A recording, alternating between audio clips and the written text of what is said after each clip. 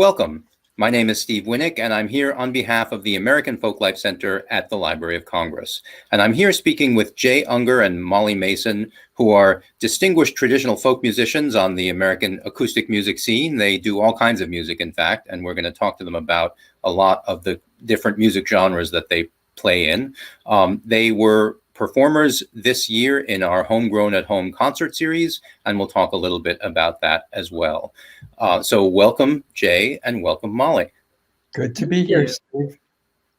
So I think we'll begin by talking a little bit about each of your lives before you joined forces. And so we're going to begin with Jay, we'll shift to Molly, and then we'll talk a little about both of you together. So we'll start with Jay and fill us in a little bit about your early life. You come from the Bronx, and people might not associate that with American fiddle music. So talk about your early life and your first exposures to music. Sure. I grew up in the Bronx. I was born in 1946. So much of my childhood was the 1950s. Some noise going on. I was the kind of kid who did not feel at home in the Bronx or in the city. I was really longing for something different. And I had the good fortune that my dad had built a little summer cabin near a lake in northern Westchester, about 45 minutes north of the Bronx. So we spent our summers there.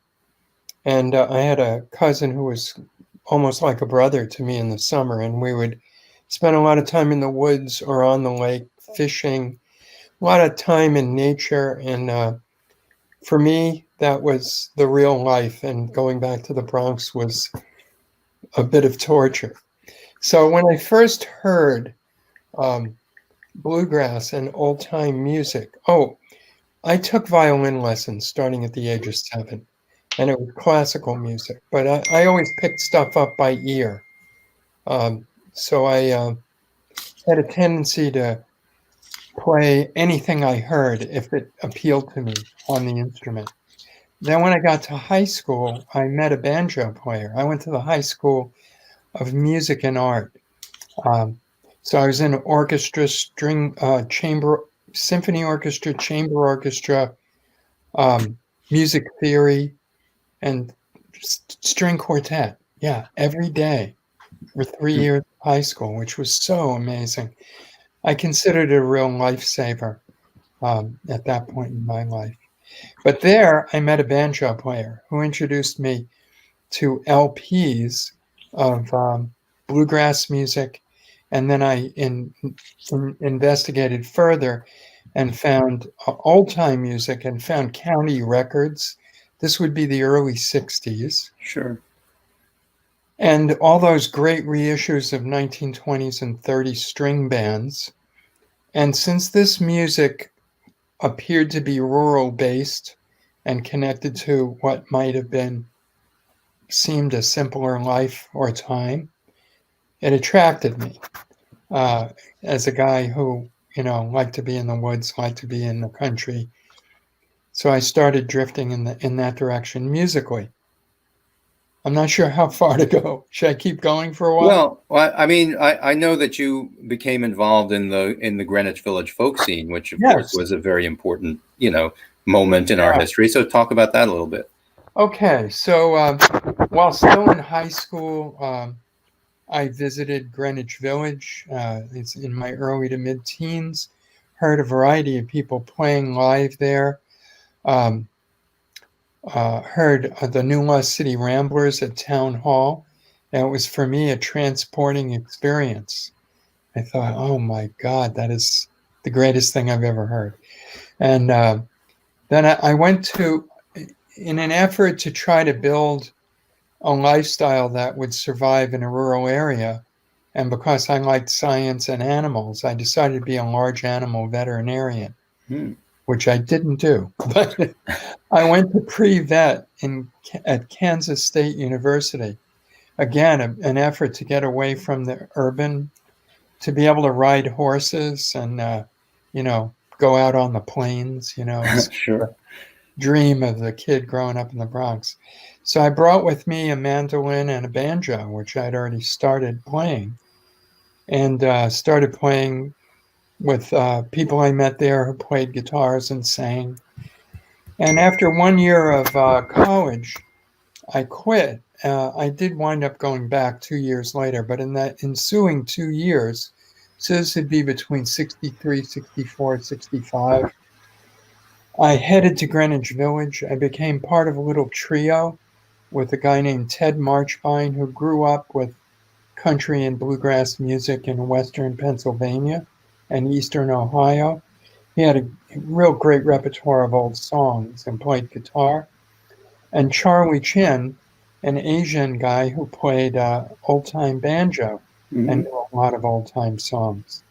So we were called the Hunker Hill String Band.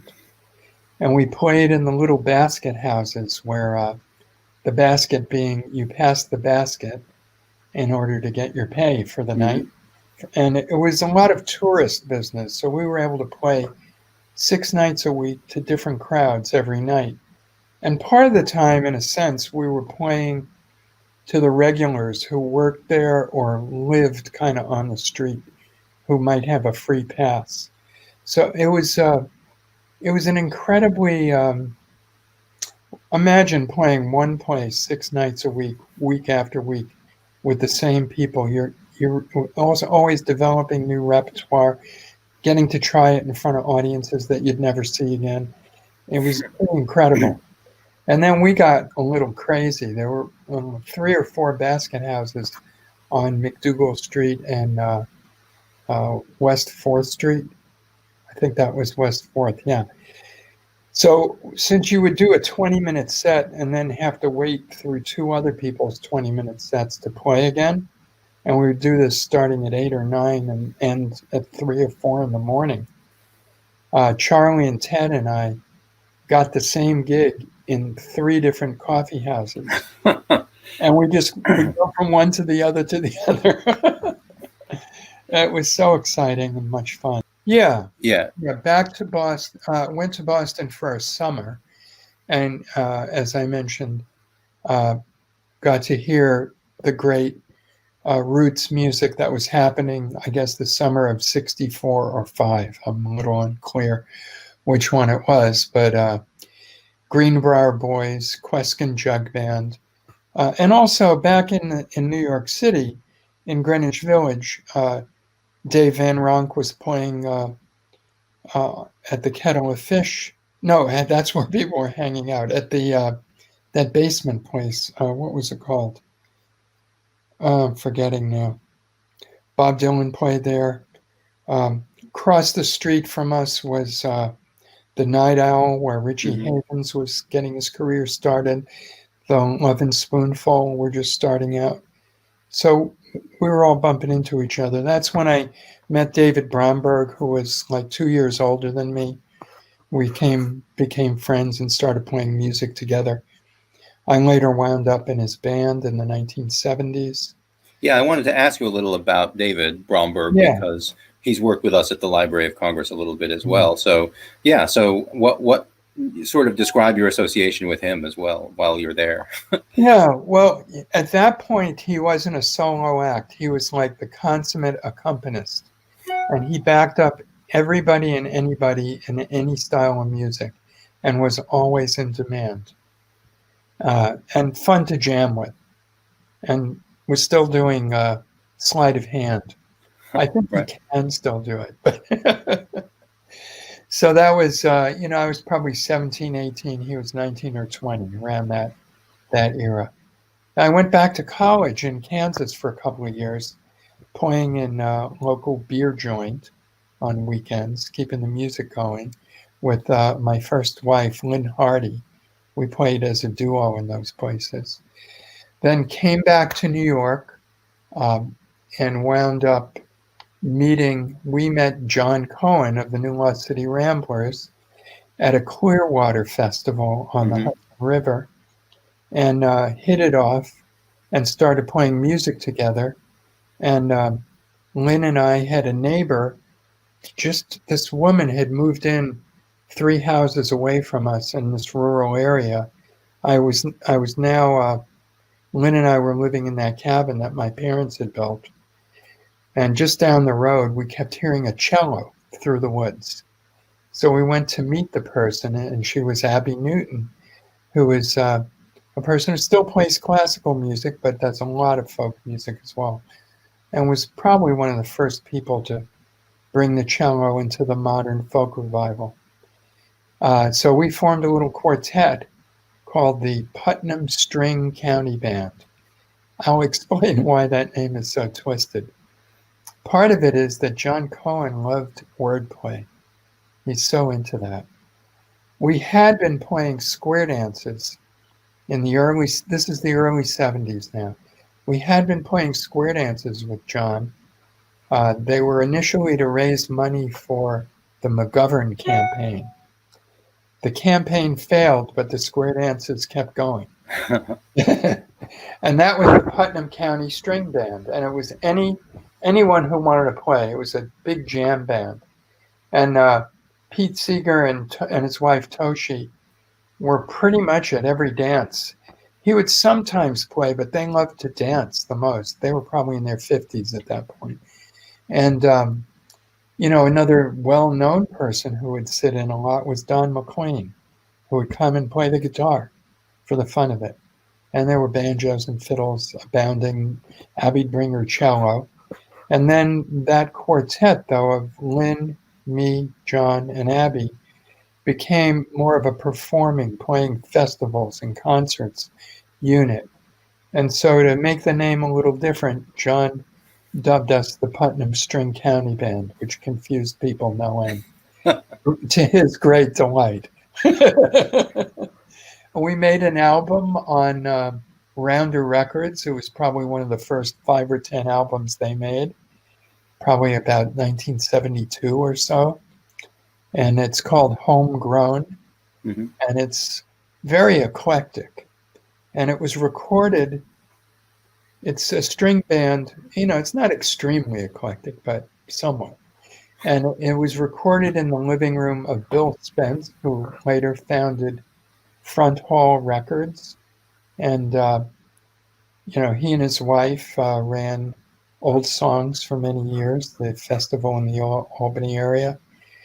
And I mentioned that it was recorded live to 2-track tape, in the living room. Years and years later, I got a phone call from a young woman who sounded like she was probably in her 20s, who was doing licensing and permissions for Rounder Records.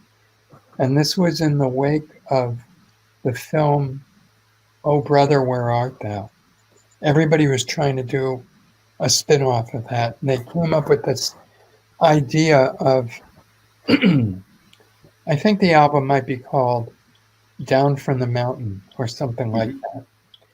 And they decided that Putnam String County Band music fit this. And they used like 3 or 4 tracks from that album, which also had Alison Krauss on it and other modern, highly produced recordings.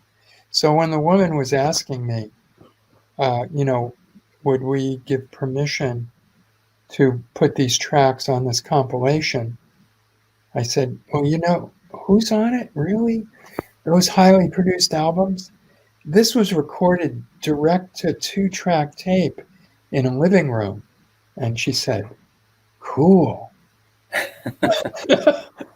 just like that. So now I was thinking, okay, that record is about the same age as the 78 reissues I was listening to when I was like 18, 19 years old. Yeah, it's funny how that works, isn't it? Yeah. Yeah, it was wild. All right. So we apologize for stealing your name for our concert series. Yeah, exactly. Yeah, and they wound up using some of the, kind of more hippie sounding music that we did on that album. Right. On this thing. It really surprised me. But it was fun. It was fun. So then Putnam String County Band, we played a lot of festivals. Like we played every possible festival. There was only the New Lost City Ramblers and then Tracy and I'm not sure. I think maybe Mike from New Lost City Ramblers had a band called the Strange Creek Singers, Hmm. and there was the Red Clay Ramblers.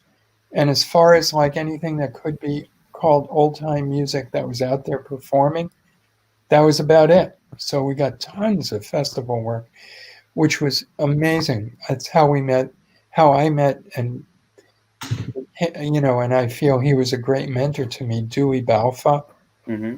Allie Bain, other fiddlers, and musicians of all sorts who were a huge influence. And the the way things worked then, people were at a festival the whole time. You didn't like drop and do your set and go off to your next gig. And everybody either camped together or stayed in one hotel together. So the jamming was to the wee hours and was multicultural, multi-idiomatic. It was always an amazing thing. And I think one of the real reasons I stuck with this was how that community felt and how connecting with people that way felt. So during one of those trips to one of the festivals, I run into David Bromberg again, who I haven't seen for years.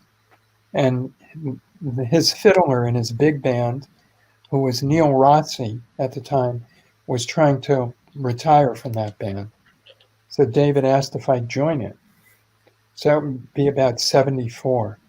So I politely kind of reduced my presence for the Putnam String County Band and kept doing duo gigs in the off season with Lynn, but joined the David Bromberg Band Hmm.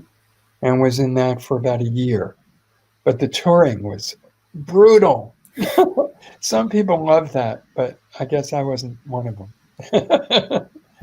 So I drifted out of that, and then met Matt Glazer and Evan Stowe. Oh well, here's what the very beginning when David hired me.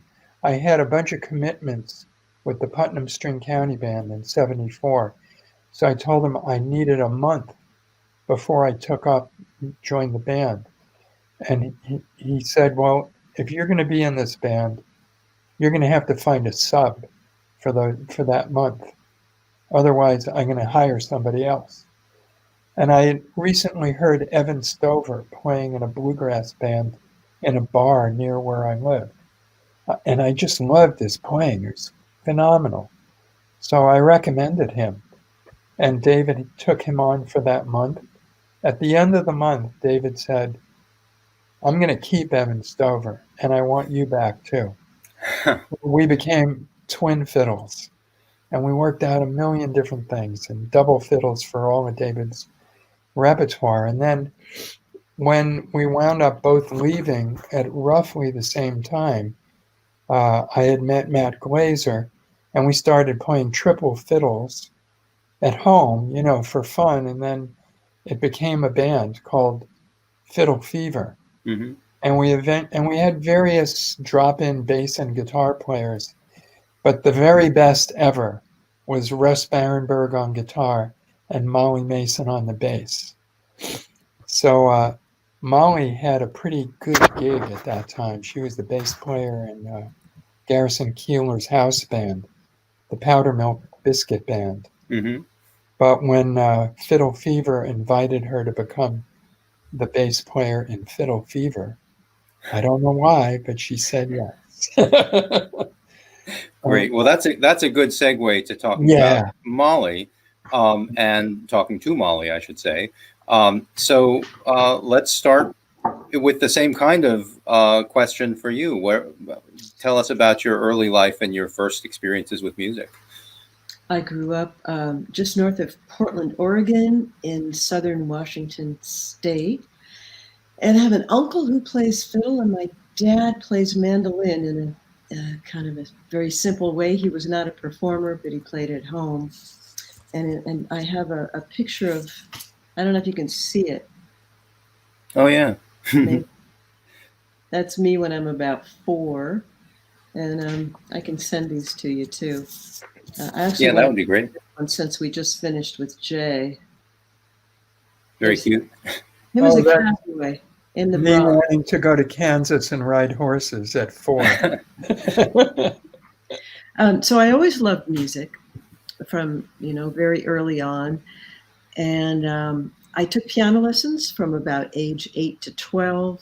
When I was 12, I became very interested in the guitar and got my parents to give me a guitar. Started taking lessons on TV from Laura Weber, who taught out of San Francisco on public television. Hmm. So here's a picture of me taking a TV guitar lesson with my little brother James, who is quite a great fiddler that he turned into.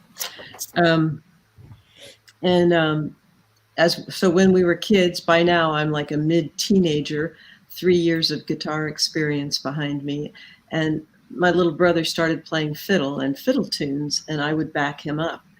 And as the years went on, I would accompany him at fiddle contests. And I wanted to say that some of the music I learned when I was a kid from my dad, the mandolin player around home, some of the tunes he always played were Whispering, which was kind of a pop tune from the 1890s, maybe? Right.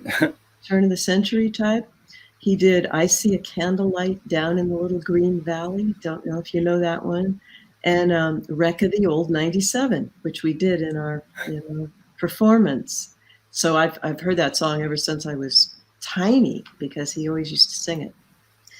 Anyway, so teenage years, I also graduated from high school early, a year early, and went to college in Bellingham, Washington. Mm-hmm.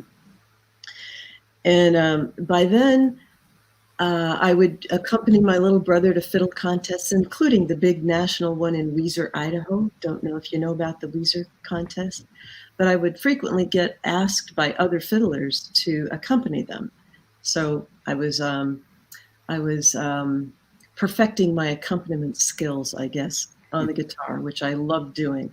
I have, fortunately, kind of a natural ease at hearing bass lines and hearing chord changes and things. So that came very naturally and easy to me. Let's see what came next. When I was in my early 20s, I bought a better guitar. I bought my first Martin guitar. And I traded the one I had for a few years. I tried to trade it out, and I gave it to a friend who promised to take it to a music store and trade it, and actually sell it for me to the music store. So he came back about 2 days later and said that he traded my guitar. And I said, yeah, for what? And he said, for a bass. And he said, I think you'll really enjoy playing. So I just suddenly I owned a bass. And so I tried playing it, stand-up bass, and actually I could kind of do it. And I remember practicing for a couple of months with records. I'd put on a Bob Wills record and try to play along. And probably after 3 months, maybe even less, I got my first gig. It's a lot like the joke about the kid. Right. Yeah. And so by then I'm living in Bellingham because that's where I went to college. And, started getting gigs with this local bluegrass band, the South Fork Bluegrass Band, when their bass player couldn't make a gig. And also a little country trio that played in a bar in town in Bellingham. And it was just this great experience early on as a really new bass player. But there you are, you've got 3 hours of music to play and lots of practice time, and nobody's really listening really closely, so that feels good. So that was just great years to kind of prepare me for what was to come later. A few years after that, I'm still living in Bellingham, and a friend of mine said, let's take a trip to the East Coast. Have you ever been there? I said, no. He said, I grew up there, and I want to go visit the house I used to live in, and some of my aunts and uncles who live out east. So I was game for that. I thought, that's great. So we took a car trip, headed east from Bellingham, Washington, with instruments in tow, and I had my bass.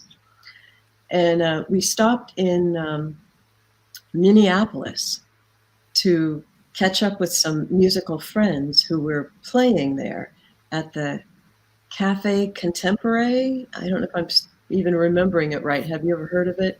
They're not around anymore, but they were for decades the folky place to be in Minneapolis. And I got asked to play, sit in and play bass with them. And some other folks who lived in town there were there at the show, and they saw me.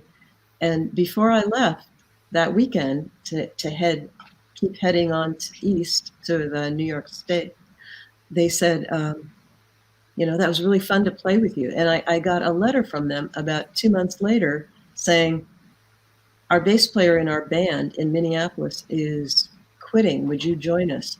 And that was the Powdermilk Biscuit Band.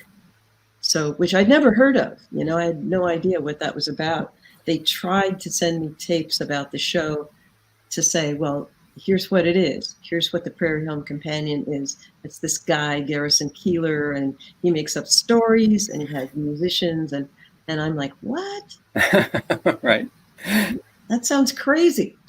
But I was game for it, so that's when I moved to Minneapolis and became a bass player with the Powdermilk Biscuit Band. That was 1978, and I did that for 1 year. Lived in Minneapolis, had a great time, met a ton of wonderful, wonderful people who were coming through to play on the show. And in the intervening year, I did make it to New York State, and that's when I met Jay and Lynn for the first time, his wife at the time. And I played bass with them, and we did quite a number of gigs that summer with the duo and me added on as a trio playing bass. Anyway, so following that summer is what my year with the Biscuit Band. And I left the Biscuit Band in October to join, I guess I joined Fiddle Fever right after that.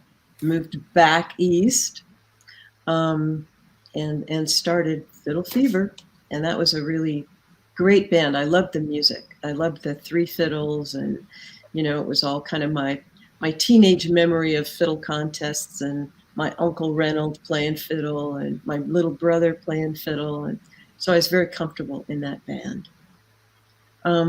Let's see, anything else of note? How about... Benny Thomason. I did. I backed up Benny Thomason. Thank you. That's pretty cool. I had this really busy couple of years. It's like that in your early 20s. I don't know if that was like that for you, but so much went on between the time I was 22 and 25, crossing the country a couple of times, meeting a gazillion people, having these wonderful opportunities. One of them, which was doing a tour on the West Coast from somewhere in Southern California to Bellingham, which is northern Washington state, with Benny Thomason and Dick Barrett, two great fiddlers.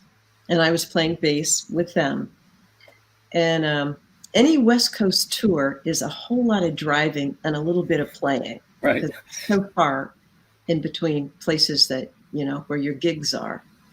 But that was about probably 2 weeks, 10 days or 2 weeks, something like that, and was really a great experience. And Benny, I knew a little bit from fiddle contests out west, which I'd already gone to. And my younger brother, James, took lessons from him. So I would occasionally drive my little brother up to the lessons and sit around for an hour and a half and listen to the great music and the teaching. So I did this tour. That was tucked in there. Anyway, there's so much tucked in those few years that I hate to try to put it exactly in order, but you get the picture. Sure. Molly, I just want to mention two things that you might want to talk about.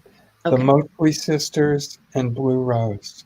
Yes, I do. I was about to go there. I didn't know that. So this is my girl band history. Before I left Bellingham, before I first came to the East Coast, I did a couple of years with two girlfriends of mine, both great singers.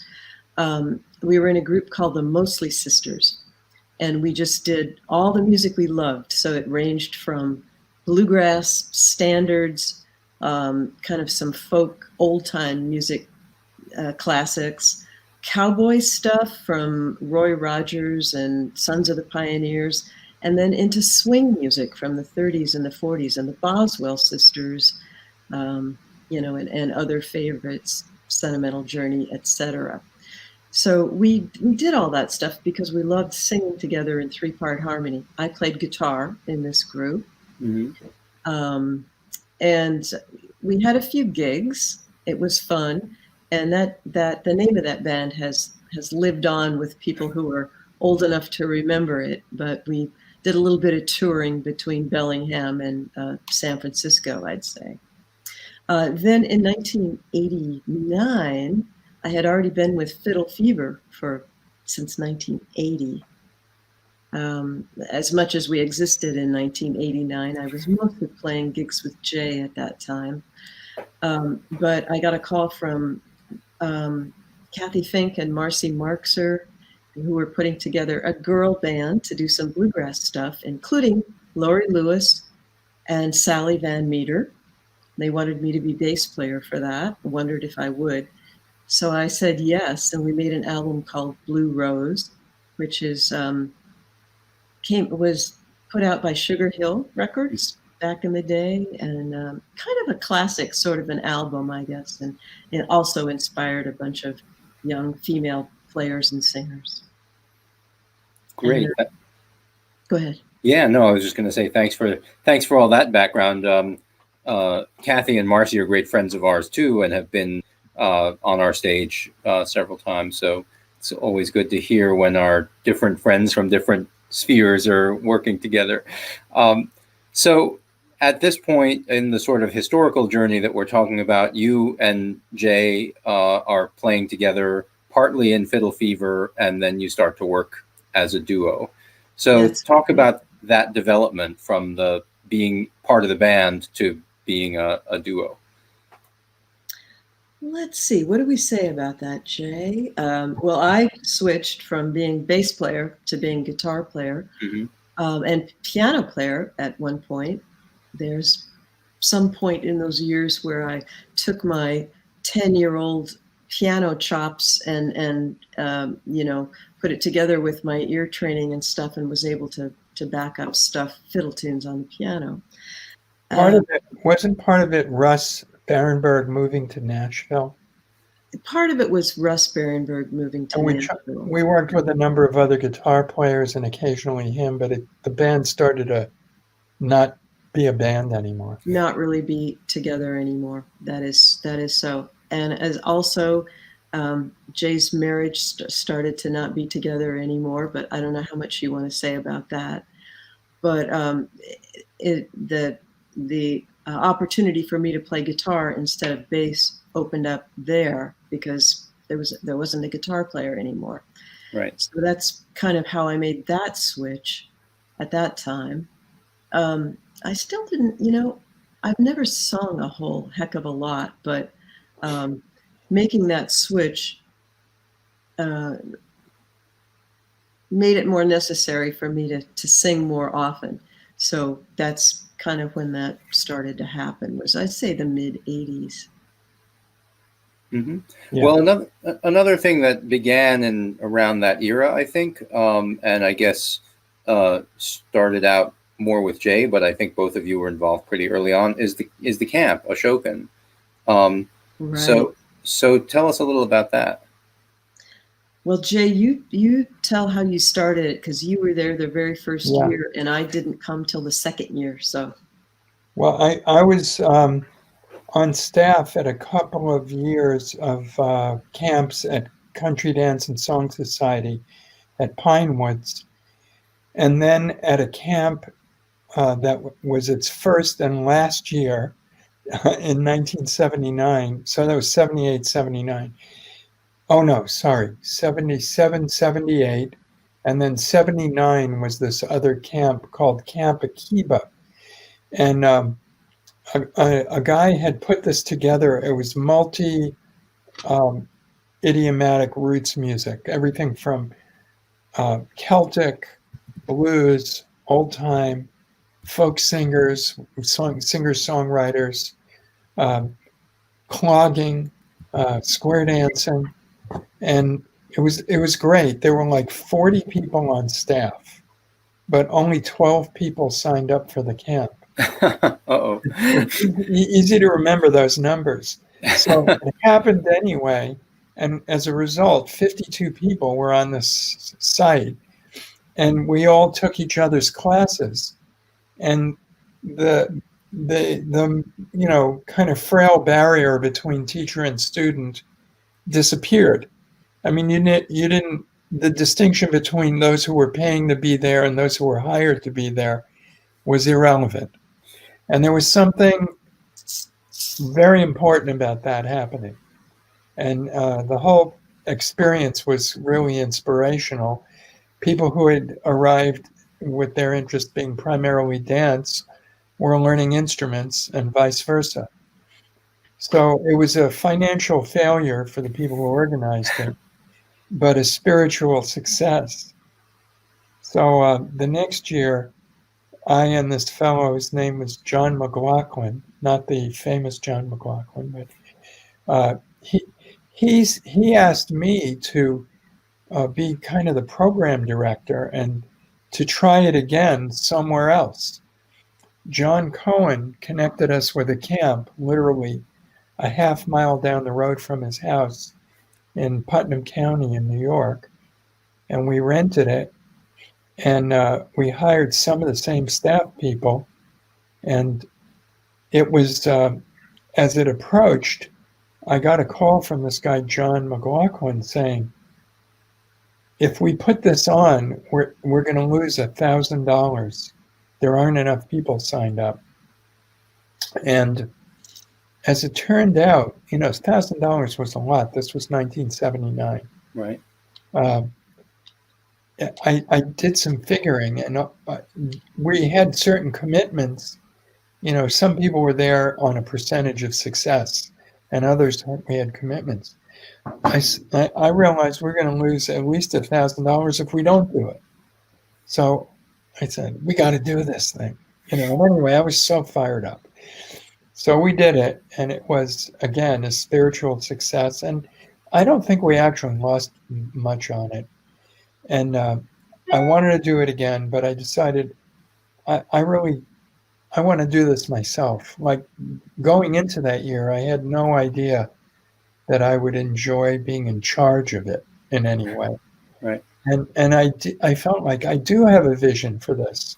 And so one of the campers brought me to, and during the winter, the main dance hall at that camp, which was called Madison Felicia, burned down. So we didn't have the site. And one of the campers brought me to the Ashokan Field campus of the State University of New York. And I remember entering the property and feeling like there's something magical about this place. But then looking at the actual facility and thinking, oh, wow, I think we can make this do maybe for a year, and then we'll find someplace else. That was 41 years ago. So that year it was a weekend, Labor Day weekend.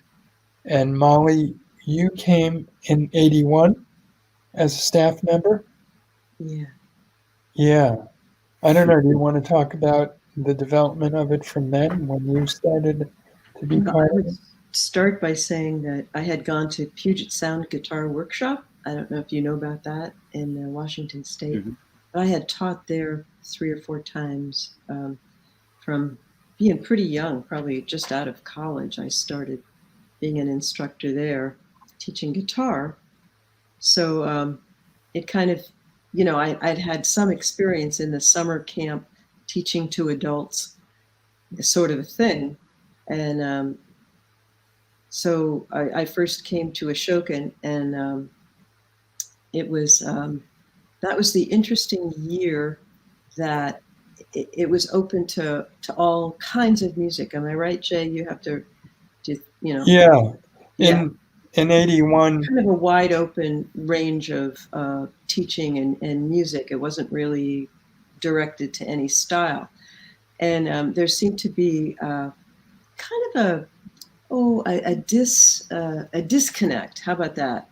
A disconnect between those folks who were really interested in Northern music, you know, the New England fiddle tuney kind of a thing, and the people who were interested in the Southern Appalachian old time music kind of thing. And they Right. would like gather far apart from each other and play very different kinds of music, you know, and never gather and play together. And I think it was that year of 1981 that kind of opened our eyes and our ears to the fact that we needed to develop different styles, you know, so a week of this and a week of that, so that those people could have the whole week just focused on this one thing in this one big place. So the very next summer, 1982, we had the split between the Southern style and the Northern style. That's Well, I have to mention, in years to follow, we opened it up to even more styles as it went along. But Jay, go ahead. I was just going to say, so, you know, we break into Northern Week and Southern Week, which is emblematic of something. Yeah, right. And that's 82. And then in September of 82, I wrote Ashokan Farewell. And then in 1990, it becomes the theme of the Civil War series, which And having been born Right. out of the separation between the North and the South, of course. with no obvious, you know, from my perspective, it was a Scottish air by a Jewish guy from the Bronx. I had no idea that it would fit American history like that. But Ken Burns thought differently. So he had used it prior to the Civil War, is that right? Yeah, well, we recorded it with Fiddle Fever on an album that came out in '84. And Matt Glazer and Russ Barenberg were playing music for Ken's second film, The Brooklyn Bridge. They gave him the LP. And as soon as he heard that tune, he called me up. And he wanted me and Molly to start making music for some of those other shorter films that he was doing. That tune really appealed to him. He wound up having Matt Glazer play it as a solo violin piece in the film Huey, about Huey Long. Right. We didn't actually work on that one. But that was the first time it was used in a film. Yeah. Well, you know, Ashokan Farewell is so iconic, and it's the thing you get asked about so much that you have an FAQ of just about Ashokan Farewell on your website. So Right. why don't you just tell us a little of the story of Ashokan Farewell, given Sure. all that? Yeah, well, that summer, which is the summer of '82, there were the two camps, Northern Week and Southern Week, at Ashokan. And the earlier part of the summer, Lynn and I had been on tour with the Boys of the Loch in the Highlands of Scotland. Every year, and maybe the remnants of the band or whatever version's still out there still do it, but it was an annual pilgrimage of theirs to do what they called the Highland Tour. And they played all these little tiny towns that had literally only hundreds of people and one little stone hall in the middle of town, you know. It was just such an incredible experience. And the tunes that seemed, you know, they play a wide variety of Scottish and Irish music, but the airs, the slow airs, were the ones that would bring these crowds to tears. And I was part of that, you know, it got me too. So here we are, we wind up doing Northern Week and Southern Week. And it's such a deep dive into those two cultural milieus from a fiddling and other stringed instrument perspective. In September, I usually phrase it, I was floating on a cloud of utopian euphoria.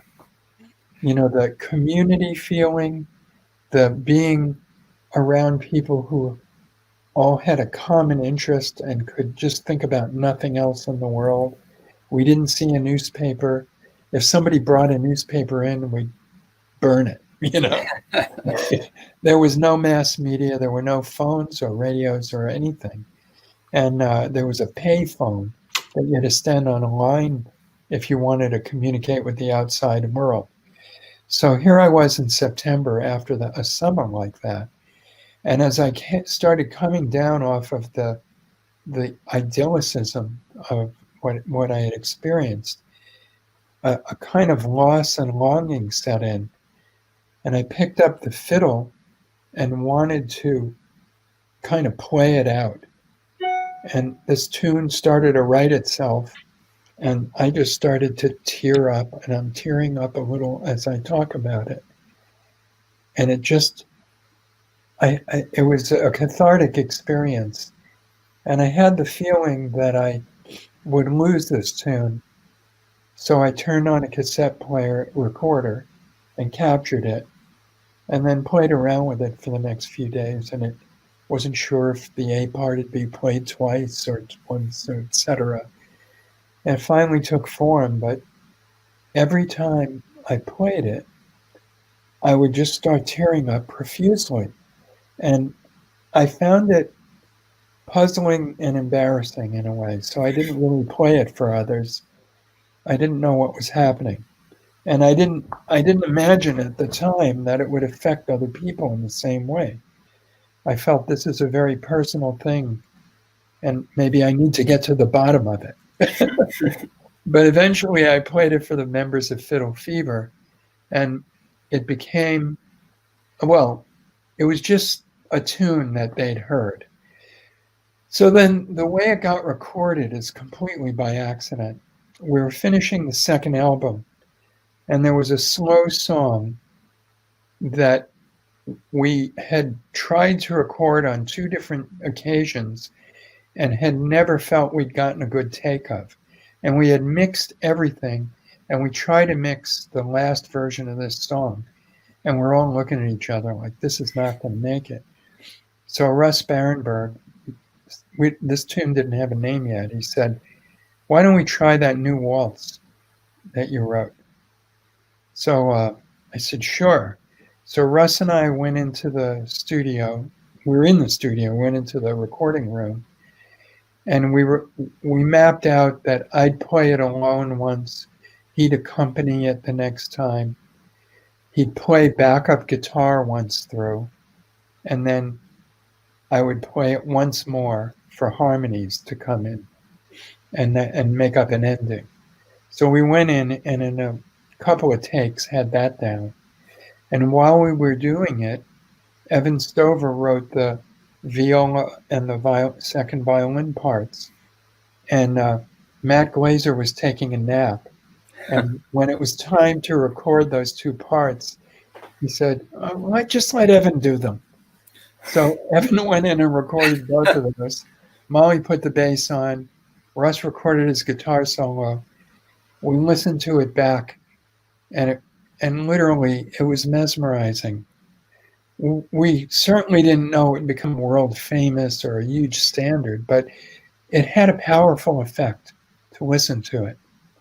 And I believe it was around that moment that either Molly or Pete Young, who was hanging out at the sessions, Molly's boyfriend at the time, one of them named it Ashokan Farewell. And that became the name. So we started using it as our closing piece in Fiddle Fever concerts, because it would never fail to get an encore. Right. And nobody had heard it before, but it always got an encore. No, it was our encore piece. That's what it was. And it would get a second encore, and then we'd do the crazy thing where we made believe one string broke on a fiddle, and we passed 2 fiddles around between 3 guys with ever-shortening solos. That was a fun band. Oh, those were great times. Nice. So that tune ultimately gets used by Ken Burns, and yeah, and suddenly, it's sort of a national and ultimately global standard for fiddle music. And the other thing that changed our lives about that was when we did film work for Ken Burns. It's really interesting how he worked. He would give us we only did the period, the 19th century stuff for him, pretty much. And he would give us lead sheets of old music, and some of it we knew just out of the string band repertoire, or just having grown up as Americans. Uh, and we would make up arrangements, and there'd be different ensembles of people in the studio. And each time Ken brought us in, he'd say, we just want to try this stuff out and get some ideas. And he'd describe a scene, and he'd describe an emotional moment. He'd describe a piece of history and say, this is going to be for that part of the film. And we just want to get some ideas. And ultimately, and we're going to bring you back. And the reason he would say that, I believe, was he wanted the most spontaneous thing he could get. And if we knew it was going to be in a movie, we'd want to do it over. And he never let us do that. And consequently, everything on the Grammy Award-winning Civil War soundtrack that we did is a first take recorded live to stereo. You know? Wow. That's how he made us do that. Eventually, when Ken would say that, Matt in particular would say, yeah, Ken, we know. I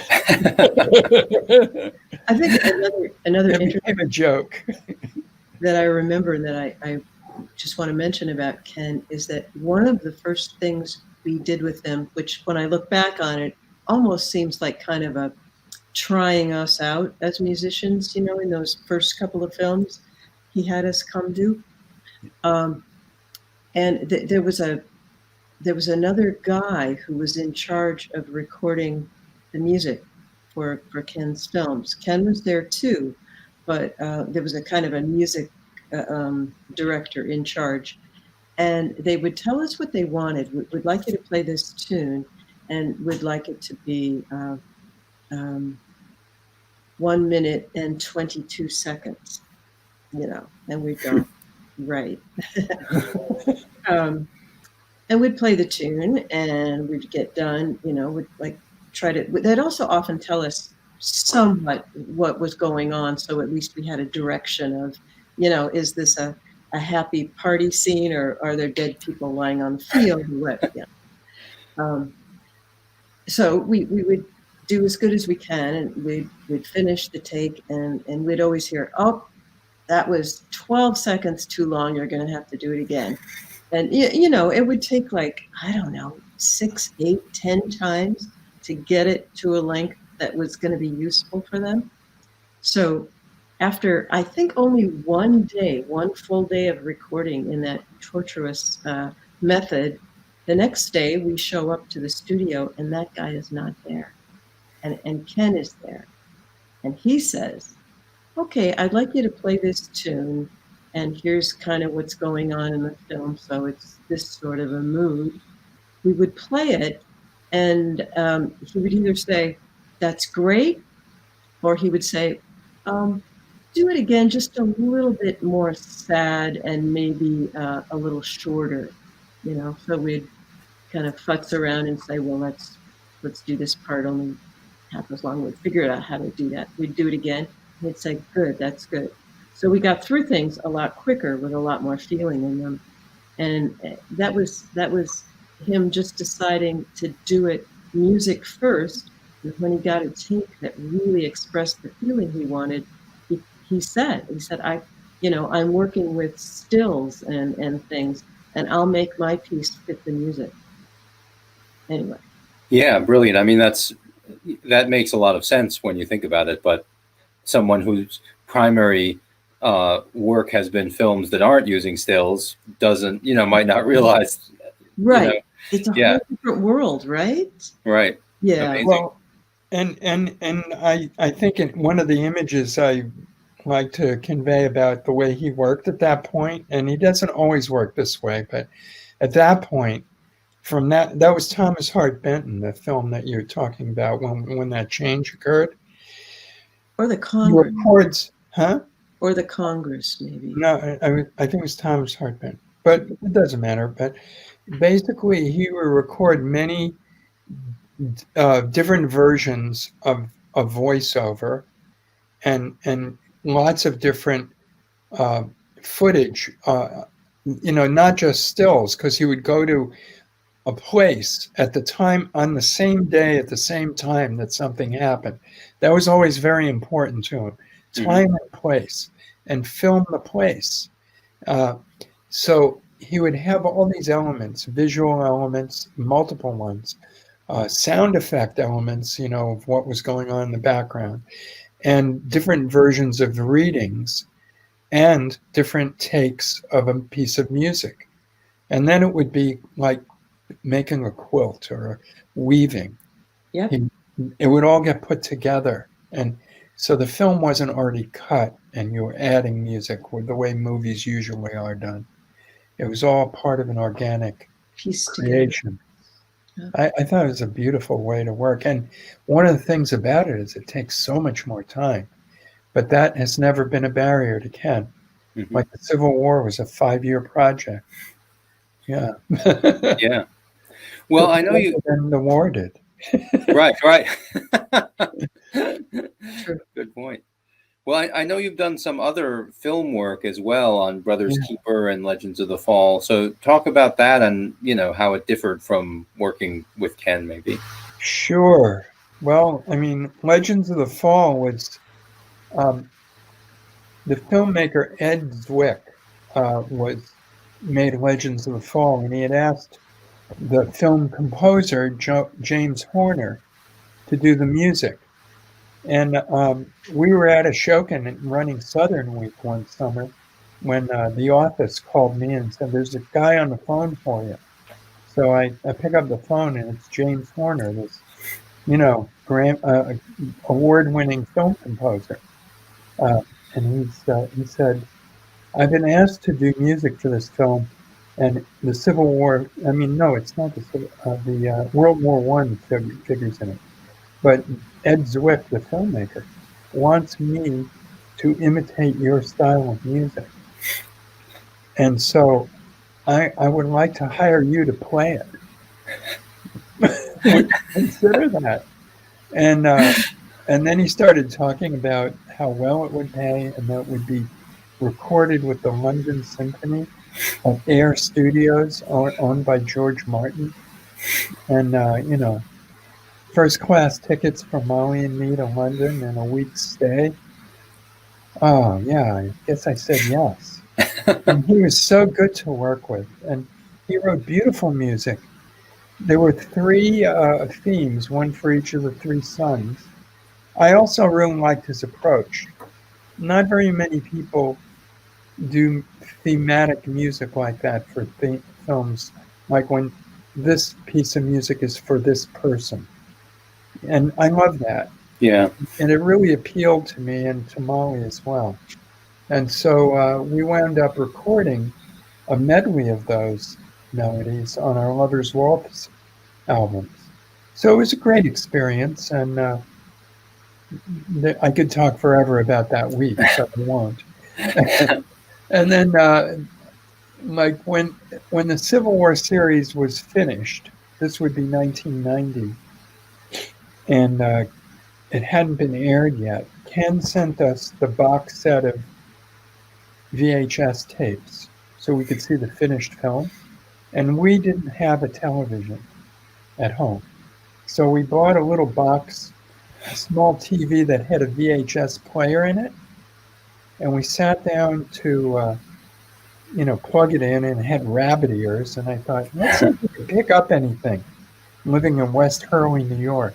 And the only thing we could pick up with rabbit ears was the local station, and the news was on.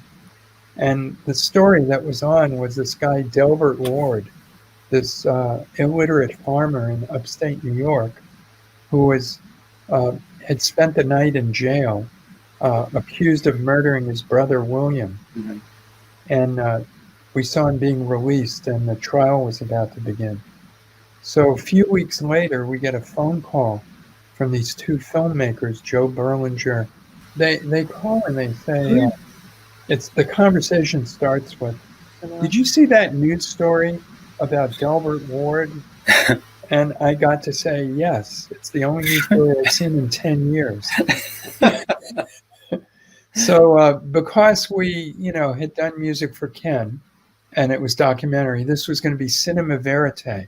And they were in the process of filming the trial, the story as it unfolded with the real people. This is not a reenactment. It's not still photos. This is real life being filmed. And they were up there constantly interviewing local people. And the trial actually was filmed. So it was perfect for us. And we got to go up there and spend a little time, meet the Ward brothers, meet people in the community, and try to kind of absorb enough of humanity and, what the cultural milieu was and what those people were like to try to do justice to the. I felt a great sense of responsibility in doing music for people's real life experience. And I thought, we got to go meet them. We got to go spend time with them. And so that's how we got started on it. Mm-hmm. And the filmmaking and the music making process was really, I enjoyed tremendously. I think Molly did as well. We did all of our playing to the film, watching the film as we did it. And in fact, that's how James Horner conducted the London Symphony, watching the film. And then he would have up to 40 people come into the control room to see what they'd done before they went out and did another take. So I think that's a good approach. Mm-hmm. Yeah, I was going to tell that story. That was so impressive that he Oh, yeah, please. call in the symphony people to come see this film before they recorded the music, so they could have in their head the depth of emotion that that needed to be there, and that I think usually doesn't happen in I don't think so. recording, I think, but I really thought that was great. Great. Well, let's talk a little bit about some of your other musical projects. I mean, I guess one thing that jumped out at me when I was looking at your website and stuff is the project that you did with Thomas Hampson, again, because we work with him quite a bit at the library. So talk a bit about that project, and then we'll get to your current things. Okay. That's going back in time a little bit. Exactly. Yeah. Really memorable because it led to, many other projects with Thomas, and so it was quite a span of years that we worked with him and did different things. How did that all start? Through Angel Records, I'm going to guess. Yeah. Well, that winding up, when I was a kid and I was into classical music at High School of Music and Art, I would go to the library and take records home to listen to, and I just loved all different kinds of stuff. And Angel was mostly a classical label. And I remember the label itself with the little angel on it. It was just so iconic. And so shortly after the Civil War series, that record company was Nonesuch. They decided that Ashoke and Farewell was the handle they would hang their promotion on. And they started really getting every newspaper in the country to interview me. And a friend of ours wrote an article about it for the New Yorker. And in this article, I was quoted as saying, when I was learning classical violin, there were certain parts of concertos and parts of orchestral pieces that always appealed to me, that I would play over and over at home. And I later learned that they were always folk themes, or even the bowings and such were, like Hoedown, and how accurately Aaron Copland replicated what William Stepp was playing. So the guy who was running Angel Records at the time, his name was Steve Murphy. He read that and it really struck a chord with him. So he called me up on the phone and he said, I want you to come down to lunch here tomorrow in New York. I want to talk to you about we're recording for Angel Records. I said, oh, I can't be there tomorrow for lunch. He said, well, where are you having lunch tomorrow? I said, right here at my kitchen table. He said, give me the address. So the next day at noon, a limo pulls up our little driveway, and Steve Murphy comes in and sits down and has lunch with us and offers us a 5-year major label recording contract. I guess we did it. Yeah. But, you know, before we did any Jay and Molly albums, he said, I have this idea of putting you together with Thomas Hampson to do an all Stephen Foster album. And that's how that happened. Mhm. And we'd never met him before. And, you know, he is an incredible guy to work with. I thoroughly loved working with him. I had no idea what it would be like.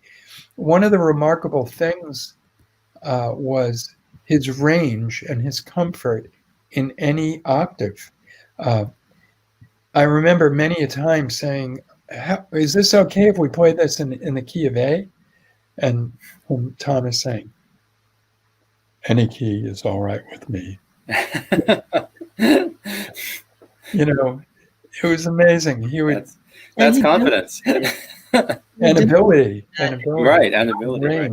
Any key was fine for him. Didn't Well, matter. well, saying it's fine is confidence. Actually, it being actually fine is ability.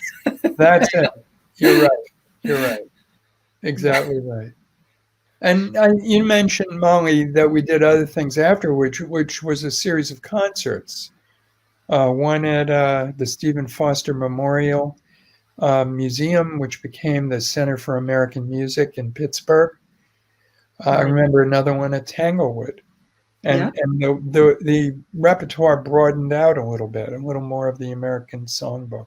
Yes. 19th century. Yeah. And there was a PBS special too. Yeah. With a had number of opera singers on it as well. yeah. And he did some things. So it was a number of years that we did all kinds of different things with him. And he was really a lot of fun to be around, I have to say. You know, he had a great sense of humor and liked to have fun. Haven't seen him in a long time. And was up for anything. Mhm. Yeah. Yeah, as I said, he worked at the library quite a bit with some of our programs, and so we had a chance to work with him as well, which was nice. So Did he do some American, old American songs and Stephen Foster and this stuff? he did exactly that. Yeah. So I really so he did. appreciated his love for that. Yeah, there's some videos of that on our website at loc.gov also, so you can take a look when we're done. So yeah, so the other thing that I wanted to talk about now is, we're going to jump ahead to what you're doing now. Your duo work, the family band, Swingology, whatever you want to talk about in your current work. I think one other thing that you didn't mention that I just might want to bring up. Mm-hmm. So we wind up with Angel Records for many years, and I'm trying to remember one of the guys who had been at Steve Ferraro, who was a producer, moved over to RCA and BMG. Mm-hmm. And he decided that James Galway should make an American music record and that we should be teamed up with him. And so, again, no idea how that would work or what kind of person they'd be. So we met at a recording studio in New York City, and we brought a bunch of sheet music of melodies that we love. And we just sat and jammed with a microphone recording it. This didn't become a record. It was just for fun and just to kind of feel each other out and see how we got along. Right. Again, what a great human. I mean, we love that guy. And he's one of the most unpretentious classical geniuses on the planet. And if you go to a restaurant with him and spend any time with him, he treats everybody he meets with the same level of interest and dignity and respect. And I think that's really special. Mm-hmm. Okay, so Swingology. Wow. Yeah, that band pretty much only plays at Ashokan. And it's A couple drum. times. That's Yeah. it. Pardon, Mo? A What? couple of times a year. That's it. Yeah, yeah. Um, there were usually three horn players, the kind of classic trumpet, trombone, and clarinet, Dixieland trio. And all of those guys double on other instruments, Mhm. and drums and bass. And, really good friendships with each of those people. And it's very sad that this past year we lost Peter Eklund, the trumpet player, who I guess I met when we were both kids in the David Bromberg band. Mhm. And Peter, you know, was my mentor in learning how to play whatever I happen to do now on jazz standards.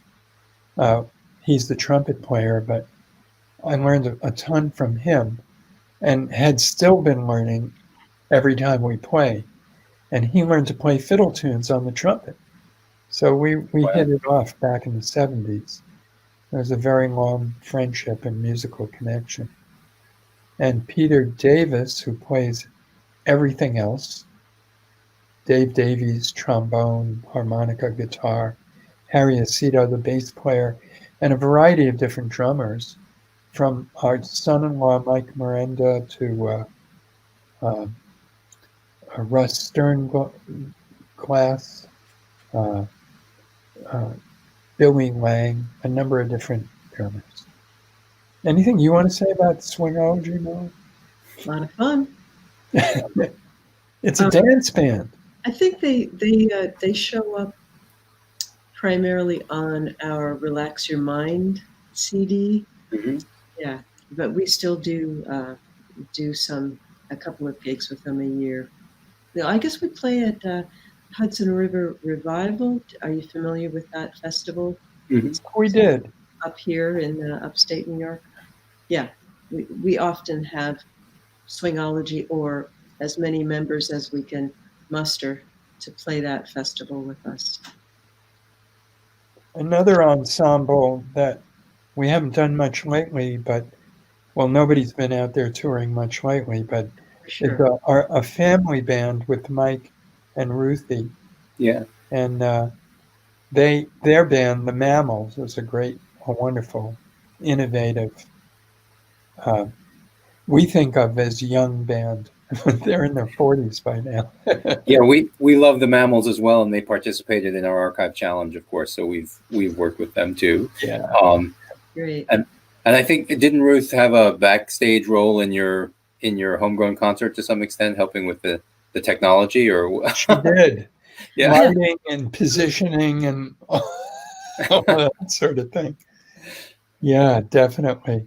So Definitely. tell us about the music that the family band does. Um, let's see. Well, we do a lot of the things that Jay and I do, and then some of the things that Mike and Ruth do as a duo or with the Mammals. They'll bring those in. When we perform, we usually give them what 2 or 3 tunes a set where they just themselves, and I will back them up on bass or not. Jay will sometimes play banjo or a second fiddle or not, depending on what they want and what tune they want to do. But the rest of the time we play as a four-piece, usually Mikey on banjo, me on guitar, Ruth and Jay on double fiddles, or sometimes Jay will play mandolin and let Ruthie play the single fiddle. Although sometimes she'll play ukulele or bass too. So it's a very wide spreading And have to choose from in that band. But it's great stuff, and I'm longing to do another one because it's been a really long time. I'm going to say, we probably haven't done that for a year, the family band, because they've been very busy with mammal things, and then the pandemic stopped us all from doing most everything. Right. so Mike plays drums with us in that band too. So In he's on hand, banjo, guitar, drums, and he plays bass on a couple of things. you're I'm right. the only person who doesn't play bass in that band. I really got to get it together. Right. Right. We do trade around a lot. You are right. I don't know if you mentioned you and Ruthie singing together and some of the three-part harmony we do. Yeah, Yeah, that's yeah, good. that's beautiful stuff. All right. Well, I know that you, in your duo work and also with the family band, you do kind of a broad range of music. You mentioned it yourself. So talk about that a little bit, like what the parameters are of what it is you're playing. I think what Jay and I call it when the two of us perform as a duo, which is the usual thing, we call it American roots music. I guess that's what we say. And for me, it's music that I've loved since I was a kid. You know, I grew up hearing a lot of it, and then a lot of it I learned in college and in the folk scare of the 60s and 70s. And some of it I've learned since then. But both Jay and I are very eclectic, and Mhm. we love all sorts of music. So we can't sort of settle on one narrow variety. So any of our concerts that we do includes a whole range of things from American music from the mid 19th century to Irish music, Scottish music, traditional French Canadian music, country music. Jay, you want to add your Swing standards swing standards? and then originals, and our original music is generally sounds like those other things. You know, I mean, we don't try to break new ground. We try to add something to a tradition. I mean, both of us. I think both of us write that way. I Mhm. think so. I think so too. Yeah, yeah. And in a given concert, it could be anywhere from a quarter to a third to a half the evening would be original, but it's fairly seamlessly fits in with all the other stuff. Right. And you write within various of those styles. I mean, you mentioned Yeah. that Ashokan Farewell was really intended to be Celtic rather than necessarily old time, but you know, you rolled with it. So so you write in various different styles. Exactly. Yes. And It's yeah. it's kind of old timey, you know, if you can remember back far enough. I don't know if you can, but um, the way that folk performers used to be in the 60s and 70s was that they kind of drew from a lot of people who had come decades before, do a Sure. song from Jimmy Rogers and a song from Hank Williams, and you know, handfuls of things from other people rather than an entire evening of everything that you wrote yourself. Right. You know, that wasn't really a concept back when I was getting into the music scene. So I guess we're a little old timey in that way today. And the other thing we like to do is always include in our shows at least a couple of sing-alongs, if not more, to get the audience, you know, included in our show. Great. Yeah, I was just thinking that uh, because of the current pandemic that we're in now, we did a concert from our home one Wednesday night, and in March, the last week in March, and then we decided the next one I think was April 1st. That was irresistible to do one that night. And now we've probably done it 30 times. You know, we do it every week, Wednesday at 8 p.m. We haven't And seen one since the end of March. yeah, and Nice. our repertoire of things that that we really know how to play, that we have arrangements of, and is part of our concert repertoire, is nowhere near big enough to span that many concerts of completely different material. And yet we don't want to keep repeating ourselves. So we basically have been doing things that we learned the day before, or that one of us did, you know, as it new as a kid or in our 20s, and we haven't played since, or that people request, and we either learn it or knew it. It's very loose, and there's the occasional train wreck on the air, so to speak. But I think it's been really a great experience and stretched us in a big way to be able to do that. Nice. Well, your camera got twisted a little there. Oh, Yeah. So, I guess I've got to let you go. But the last thing I wanted to ask about was, of course, you did for your concert at the Library of Congress or Yeah. online at the Library of Congress. You worked with our archival recordings, and you did that previous to the concert for the Archive Challenge at Folk Alliance. So I know that, part of what you've done in the past was to look at old traditional music and go collect fiddle tunes and that kind of thing. What is it like to work with these old archival recordings? Just tell us a little about that process. Should I start? Okay. One thing that I love about the old 78s that I listened to that were mainly from the 20s was those records were made on such a tight budget that they're all first or second takes, and they're incredibly spontaneous and sincere and authentically unpretentious. And there's just some power to the playing and the singing and the presentation.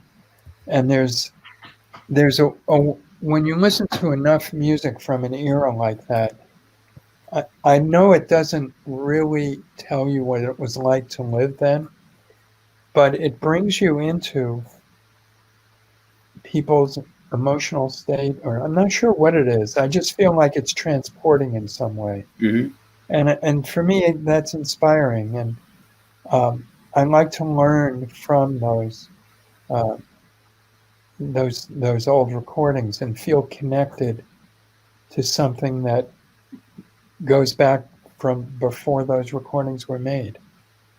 Because people on the early recordings in the 20s and 30s have mostly learned from other human beings who learned from other human beings who learned, and they were not learning from sheet music and from recordings. And now today, with what's on YouTube and the internet in general, there's an incredible amount of that material at our fingertips. And I think the only downside, and don't know if it is a downside, but it's a level playing field. So you can find a 1921 acoustic recording of Beck Robertson, and then immediately after, here's something that was recorded last year. And the context isn't there. So some people are thirsting for that. The context of where the music came from, why it happened, when it happened. And that's one of the things we do in our concerts, is to try to talk about that. Yeah, you did a great job talking about Bill Stepp and the Wreck of the Old 97 and all of those pieces that you played. So we thank you for including that context, because it does, you're right, you hear the music and you can't necessarily tell all of those great details about its history without someone telling you. So yeah, and I think our experience of being featured in the Civil War series and that soundtrack album, which gave us, we started to get offers to do evenings of Civil War music, and neither of us had ever done that before, and we didn't know a lot about it. So we immediately both started to become avid readers and became tremendously interested in the period, which was a hugely formative period in American songwriting and fiddle music. And we learned a lot about each of those songs, and were able to do concerts where we could contextualize them and do the ones that felt important to us, so that we could we were not just replicating something. We were just trying to speak from our hearts. All right. Well, as I said, I think we have to let you go. It's longer than we had intended to talk, but you were so fascinating to talk to. We do talk a lot. Well, we love to hear all the stories that you had to tell. Oh, one last thing that I wanted to ask, Molly, if you'd be willing, because you mentioned the joke about the boy, and I knew what you meant, but I think probably much of our audience wouldn't, and it might be fun to have you tell the joke if you're willing to. So yes, a young man gets a bass, a stand-up bass, and he starts taking lessons. And his first lesson, his teacher shows him the highest string, which is a G string, and the D string, and how to pluck those two, bum, bum, bum, bum, how to pluck those two together. Second week, he learns the middle two strings, the D string and the A string. I can't sing that low. Dum, dum, dum, dum, dum, dum, dum, dum, dum, dum, dum, dum, dum, dum. He's been through 2 weeks. Third week, his lesson comes up, and the kid doesn't show up. And the teacher's very disappointed, and so he calls him up and he says the next day, "Hey, you missed your lesson. What happened?" And the kid said, "Oh, I got a gig. I couldn't come." Right. That's kind of how it works. I'm like living proof. And I had actually heard that joke with a tuba as the instrument, which is even, in a way even more, right? But yes, excellent. So thank you both so much. Thank you, Jay Steve. Unger, Molly Mason. It was great to talk to you. And we look forward to hearing more from you in the future. This has been a pleasure. Thanks, Steve. Thank you. For me too. Thank you so much. Bye-bye.